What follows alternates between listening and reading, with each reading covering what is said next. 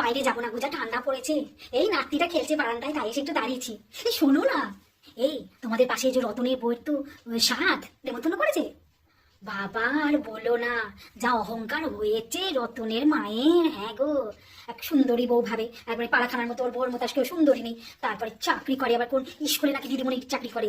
তারপর আবার বছর ঘুরতে না ঘুরতেই পোয়াতি ভাবে যে আমরা পাড়ার লোকেরা কিছু বুঝি না। হ্যাঁ হ্যাঁ গো, কি কেলেঙ্কারি করে তো বিয়ে করলো।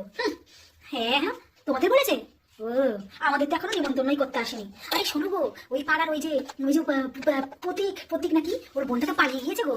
হ্যাঁ, বাবা রে, হতো আমার মেয়ে, পালিয়ে গিয়ে বিয়ে।